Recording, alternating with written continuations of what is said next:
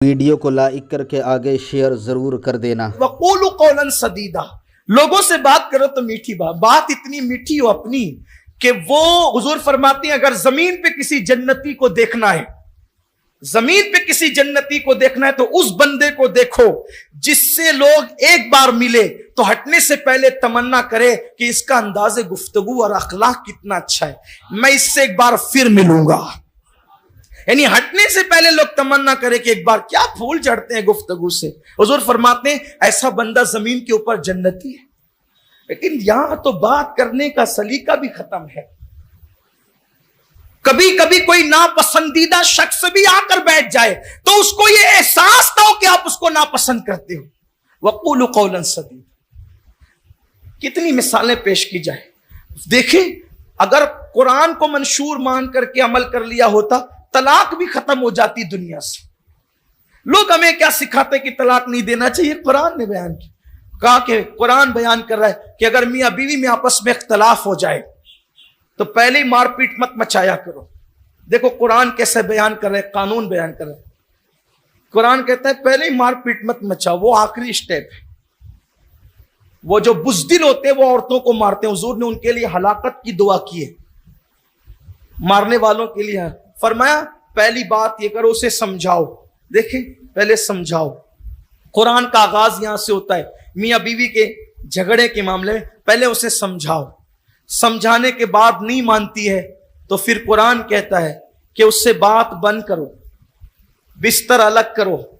پھر بھی نہیں مانتی ہے تو پھر اس کو ایسے مارو کہ اس مارنے سے اس پر کوئی نشان نہ پڑے، اس پہ کوئی زخم نہیں آئے، مارنے کا اثر اس کے جسم پہ ظاہر نہ ہو، بلکہ پھر اس کی شراحت کی۔ اچھا ایک خاص وضاحت کر دوں، قرآن کسی چیز کی تفصیل بیان نہیں کرتا، پہلی خاص بات یہ آپ ذہن میں رکھ لیں۔ اٹھائیے قرآن، بس تھوڑی سی بات کرتا ہے پھر آگے بڑھتا ہے، پھر آگے بڑھتا ہے۔ حیران ہے طالب علم قرآن کا، یہ وضاحت کیوں نہیں کرتا؟ یہ وضاحت، پہلی بات یہ وضاحت ہوگی جس بھی بات کی تو کتاب کا حجم بڑھے گا، ایک بات ہے نا۔ اور دوسری بات جب خود ہی وضاحت ہوگی تو پھر کسی کے سمجھانے کی ضرورت نہیں پڑے گی۔ تو قرآن نے اشارے دے کر آگے اس لیے بڑھ گیا کہ صرف قرآن نہیں آیا بلکہ ساتھ میں صاحب قرآن بھی تشریف لائے۔ تو قرآن نے وضاحت نہ کر کے بتا دیا کہ ہم اشارے دے رہے ہیں، اب اس کی وضاحت سمجھنا ہے تو آمنہ کے لال کی چوکھٹ پہ جاؤ۔ یعنی محتاج بنا دیا ہے قرآن سمجھنے کے لیے، خود بیٹھ کر کے یہ نہیں کہ ہم وہاں کہاں جائیں، کہ نہیں ہم اشارے دے رہے ہیں، اجمال دے رہے ہیں، اب اس کی تفصیل چاہیے تو مصطفیٰ جان رحمت کی چوکھٹ پر جاؤ۔ اسی لیے فرمایا قد جاءکم من اللہ نور وکتاب مبین، تمہارے پاس نور بھی آیا اور کتاب بھی آئی، لیکن کتاب آئی نور بھی آیا ساتھ میں، تو ان کے پاس جاؤ۔ اسی لیے تفصیل سمجھنے کے لیے صحابہ بارگاہ رسالت میں جاتے، آج بھی تفصیل سمجھنا ہے تو قرآن اشارے دے کے آگے بڑھتا ہے۔ تو عرض یہ کر رہا تھا کہ قرآن نے کہا کہ پھر اس کو اس طرح مارو۔ اب مارو کس طرح؟ حضور نے فرمایا مسواک سے مارو۔ کس سے مارو؟ ڈنڈے سے نہیں، پٹے سے نہیں، چپل جوتے سے نہیں۔ قرآن کہتا ہے آخری سٹیپ ہے، پہلے بات بند کرو، نہیں مانتی ہے پہلے سمجھاؤ، نہیں مانتی بات بند کرو، بستر رکھ کرو، پھر اس کو مارو۔ مارنے کی نوبت ہے مسواک۔ اب مسواک کے لیے قانون دے دیا حضور نے، فرمایا چھوٹی سے چھوٹی چھنگلیا کی طرح ہو اور موٹی سے موٹی انگوٹھے کی طرح ہو، اس سے موٹی مسواک سنت کے مطابق نہیں ہے۔ مطلب کوئی کتنا بھی آدمی موٹی استعمال کرنا چاہیں تو وہ انگوٹھے سے موٹی استعمال، کیونکہ وہ سنت کے مطابق کم، چھوٹی سے چھوٹی۔ کچھ لوگ اتنی باریک لے کر کے منہ میں دبا کے گھومتے، ایسا لگتا ہے کہ ایک خلال تو نہیں کر رہا ہے۔ یہ سب اپنی مرضی پہ چلنا، اتنی باریک مسواک نہ ہو، مسواک کم سے کم آپ کی چھنگلیا کی طرح، زیادہ سے زیادہ آپ کے انگوٹھے مارو مسواک سے۔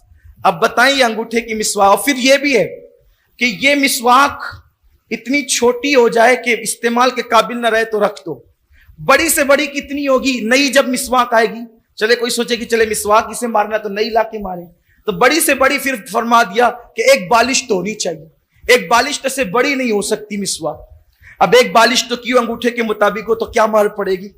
یہ ہے اسلامی اصول. لیکن آپ جانیں، آپ کو پتا ہونا چاہیے، جو واقعی شوہر ہے وہ بیوی سے بات بند کر دیں تو بیوی نہ دن میں 4 مرتبہ سامنے سے آ کر کہے آپ ناراض ہیں، آپ ناراض ہیں. چھوڑیں غصہ، تھوکیں، مجھ سے بات تو کریں. یہ عورتوں کا مزاج ہے، وہ شوہر کے بغیر نہیں رہ سکتی. اسلام نے اتنی بات بتائی، کوئی اسی پہ عمل کر لیتا، لیکن نہیں کرتے. شروعات ہی مار پیٹ سے ہوتی ہے اور اختلافات کی آگ لگتی ہے. یہ قرآن کا منشور ہے. ہم نے قرآن کو کیا سمجھا؟ تیجے پہ پڑھی جانے والی کتاب، 40 سے پڑھی جانے والی کتاب، بیٹی کے جہیز میں دی جانے والی کتاب، اور جھگڑے کے اندر جس کی قسم کھائی جائے وہ کتاب. لا قرآن، ممبر پہ چل کے قرآن اٹھا، یہ ہے. سیاسی لیڈران اسٹیج پہ کہتے ہیں تو اس سے کہو کہ وہ ممبر پہ چڑھ کے قرآن اٹھائیں. جھگڑے والے راستے میں کہتے ہیں ممبر پہ چڑھ کے اس کو وہ لوگ قرآن اٹھائیں. او ممبر پہ قرآن اٹھانے والوں، قرآن پڑھنے کے لیے کتنی بار اٹھائے یہ بتا. قرآن پڑھنے کے لیے کتنی بار اٹھائے یہ بتا. قرآن قسم کے لیے رہ گیا؟ قرآن جہیز کے لیے رہ گیا؟ قرآن صرف تیجی اور 40ویں کے لیے رہ گیا؟ کتاب کس لیے آئی تھی اس کو کیا کر دیا؟ میں منکر نہیں ہوں، بالکل قرآن سے ایصال ثواب کیا جانا چاہیے، کیا جا سکتا ہے، لیکن قرآن صرف قرآن خوانیوں کے لیے نہیں ہے. قرآن مقدس سمجھ کر اسے اپنی زندگی میں اتارنے کے لیے یہ منشور ہے. جس دن مسلمان نے قرآن کو اپنے ہاتھ میں یوں تھام لیا کہ یہ قرآن میری زندگی کے لیے نازل ہوا ہے، جیسے صحابہ نے تھاما تھا، اللہ نے جیسے ان بوریا نشینوں کو کائنات کا امام بنا دیا تھا، آج بھی اللہ تمہیں امامت عطا فرمائے. قرآن کو منشور سمجھ کر تو دیکھو. ڈاکٹر اقبال کے اس جملے پر اپنی بات ختم کر دیتا ہوں. بڑا مفکر تھا اقبال، بڑا دانشور تھا اقبال. اقبال نے اپنی قوم کو پیغام دیا اور بہت پیغام دیا. اقبال کا رشتہ قرآن سے بڑا مضبوط تھا. اقبال دعا کرتے تھے اللہ جو تو نے مجھے دکھایا ہے میری قوم کو دکھا دے. ہم نے اپنے بڑے بزرگوں سے سنا ہے کہ اقبال جب تلاوت کرتے تھے رات کو قرآن کی، اقبال جب تلاوت کرتے تھے، وہ شاعر تھا، دنیا اسے شاعر کی حیثیت سے جانتی ہے، لیکن اقبال کی زندگی یہ تھی کہ جب اقبال رات کو قرآن کی تلاوت کرتا تھا تو صبح کو وہ قرآن کا مصحف اٹھا کر کے گھر والے دھوپ میں رکھتے تھے. وہ قرآن اس لیے دھوپ میں رکھا جاتا تھا کہ اقبال تلاوت کرتے ہوئے اتنا روتے تھے کہ ان کے آنسو اتنے پڑتے تھے کہ قرآن بھیگ جاتا تھا اور پھر جو ہے وہ دھوپ میں سکھایا جاتا تھا روزانہ. اس طرح تلاوت کرتے تھے اقبال. بڑا رشتہ مضبوط تھا ڈاکٹر اقبال کا قرآن سے. اسی لیے اقبال نے جو باتیں کہی ہیں وہ کسی شاعر کے یہاں جلدی سے آپ کو نہیں ملتی. غالباً انہی نے کہا ہے کہ وہ زمانے میں معزز تھے مسلمان ہو کر اور ہم خار ہوئے تاریخ قرآن ہو کر. بڑی باتیں کہی اقبال نے، لیکن میرا عنوان وہ نہیں ہے. تو اقبال نے اپنی قوم کو مخاطب ہو کر ایک پیغام دیا ہے. انہوں نے عکاسی کی ہے، عکس لیا ہے قوم کے کیریکٹر کا اور بیان کیا ہے. ہمارے یہاں قرآن کھولتے کب ہیں؟ قرآن کھلتا کب ہے ہمارے یہاں؟ جب کسی کو سکرات لگتی ہے، موت ہونے والی ہوتی ہے، تو بھائی بھتیجے بھانجو کہتے لو قرآن لے کر کے بیٹھو، قرآن پڑھو، سرانے سورہ یاسین پڑھو. کیا عقیدہ ہے آج بھی مسلمانوں کا کہ قرآن پڑھیں گے، سورہ یاسین پڑھیں گے تو اس کی برکت سے موت آسان ہو جائے گی؟ یہی عقیدہ ہے؟ بالکل پرفیکٹ عقیدہ ہے، کیونکہ حضور علیہ السلام کی حدیث ہے کہ مرنے والوں کے قریب سورہ یاسین اور سورہ رعد کی تلاوت کیا کرو، اس کی برکت سے موت آسان ہو جاتی ہے. اب اقبال نتیجہ نکالتے ہیں. اقبال کہتے ہیں اے میری قوم، تو نے قرآن سے مرنا سیکھا، تو نے قرآن سے جینا کیوں نہیں سیکھا؟ اس لیے کہ جس قرآن کی تلاوت کی برکت سے جب موت آسان ہو جاتی ہے تو اس تلاوت کی برکت سے کیا زندگی کی مشکلیں آسان نہیں ہو سکتی؟ موت کی مشکل زیادہ ہے یا زندگی کی مشکل زیادہ ہے؟ موت کی مشکل سے بڑی کوئی مشکل ہے ہی نہیں. تو اقبال کہتے ہیں جب قرآن کی برکت سے موت کی مشکل آسان ہو جاتی ہے تو زندگی کی مشکل آسان نہیں ہوتی. پڑھیں قرآن، کھولیں قرآن، قرآن سے قریب آئیں. قرآن منشور ہے، اس کو پڑھیں، دیکھیں، ترجمہ پڑھیں. ترجمہ اردو زبان میں کنزُل ایمان ہمارے پاس ہے، اس کو دیکھیں، غور کریں قرآن کہتا کیا ہے۔ اللہ تعالیٰ سے دعا ہے کہ ہماری پوری قوم کو اللہ قرآن کے قریب کر دے، یہ امت پھر قرآن کے قریب آئے۔ حضور نے 23 سال کی قلیل مدت میں جو انقلاب پیدا کیا ہے قرآن کی برکت سے۔ حضور نے قرآن پڑھا، لوگ چلے آئے، قریب آ گئے۔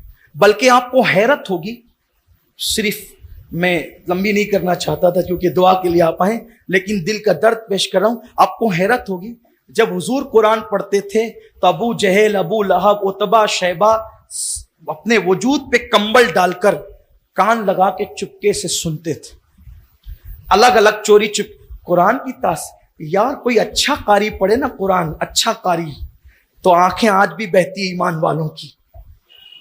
ایمان والوں اپنا ایمان چیک کرنا ہے نا تو قرآن سننے کے بعد چیک۔ قرآن سن کے وحشت ہوتی ہے تو ڈرو کہ ایمان کا طوطا تو نہیں اڑ گیا، کیونکہ قرآن نے ایمان والوں کی شان بیان کی ہے۔ جب قرآن پڑھا جاتا ہے تو ان کا ایمان بڑھتا ہے، ان کا ایمان بڑھتا ہے، اور ایک مقام پہ فرمایا ان کی آنکھیں ابل پڑتی ہیں۔ قرآن جب پڑھا جاتا ہے تو ان کی جو ہیرو ہیروئن کو جدا ہوتے دیکھ کر ان کی آنکھیں ابل پڑتی ہے، قرآن سن کر ان کی آنکھیں کیا ابل پڑے گی؟ ہنسنے کی بات نہیں ہے یہ۔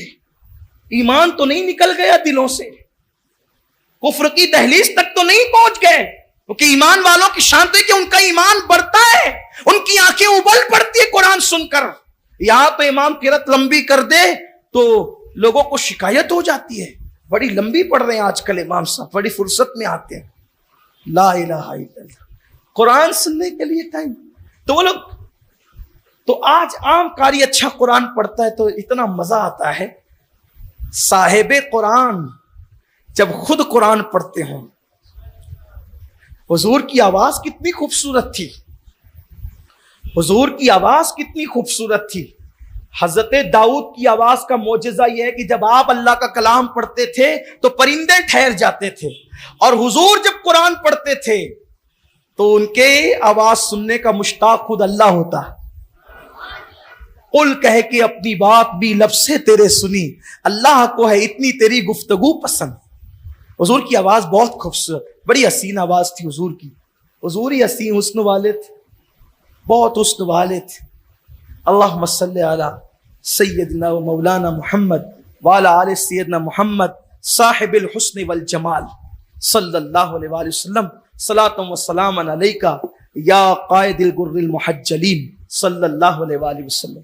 بہت حسن والے، تو وہ الگ الگ آتے تھے اور قرآن مقدس سنتے تھے اور چپکے سے پھر نکل کر جاتے بھی تھے۔ پھر کیا ہوا؟ اچانک ایک دن ایسا ہوا کہ وہ بھی جا رہا تھا، وہ بھی جا رہا تھا، وہ بھی جا رہا تھا، ان سب کے گھر قریب قریب تھے، تو آپس میں ایک دوسرے سے ٹکرا گئے، آپس میں ایک دوسرے سے ٹکرا گئے۔